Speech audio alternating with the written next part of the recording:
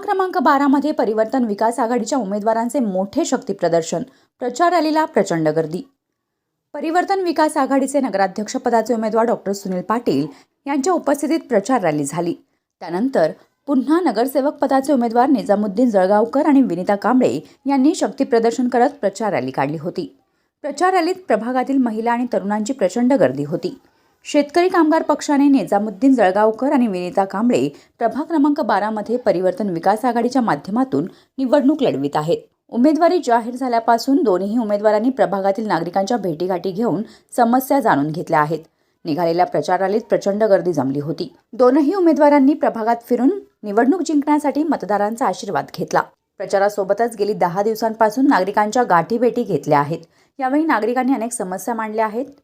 1 दशक टिकतील अशा प्रकारे सर्वच रस्त्यांचे काँक्रिटीकरण करायचे आहे। गार्डन सुशोभीकरणासह अनेक कामे मार्गी लावणार असल्याचे नगरसेवक पदाचे उमेदवार निजामुद्दीन जळगावकर यांनी बोलताना सांगितले। या प्रभागातून निवडणूक लढवित असताना पर्क वाटत नाही। सर्व महिला भगिनींना प्रचंड प्रेम दिलं आहे।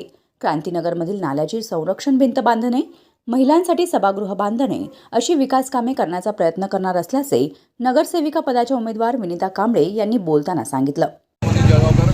प्रभाग क्रमांक 12 मधून मी आता आजची रॅली ही गिरनारपासून स्टार्ट करत आहे आणि गेल्या 10 दिवसापासून जे माझं लोकांचा प्रतिसाद भेटत आहे, खूपच सुंदर प्रतिसाद भेटलेला आहे। आणि आज ही पब्लिक वोटर्स म्हणून असं नाही की बाहेरून कुठून आलेली लोक आहेत, ही या माझ्या वार्डातली सगळे वोटर्स आहेत जे माझ्याबरोबर आता या रॅलीला आलेले आहेत। आणि अपेक्षा करतो हे अशाच पद्धतीने मला आता 2 तारखेला भरघोस मतांनी ते मला मत देऊन विजयी करतील।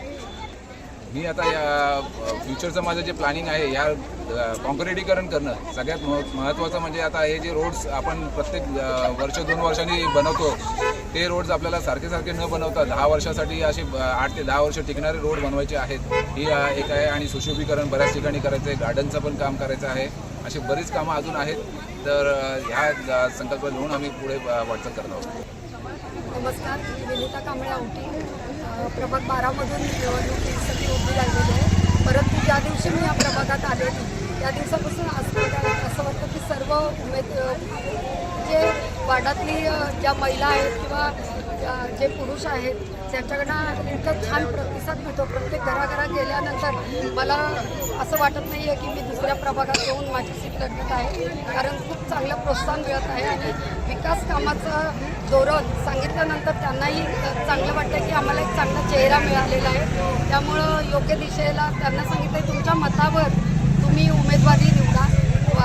नुसतं चेहरा किंवा इतर गोष्टी बघण्यासाठी आपलं हा मत 5 वर्ष हे मत आपल्याला उपयोगी पडणार आहे का, यासाठी आम्ही जोर दिलेला आहे। त्यामुळे सगळ्यांकडनं सकारात्मकच असं समोरच्यांकडनं आम्हाला वाटतं धोरण सगळ्यांचं विकासात्मक। महिलांसाठी म्हणायचं झालं तर इथे छोटेसे असं वाटतं की महिलांसाठी व्यायामशाळेची गरज आहे।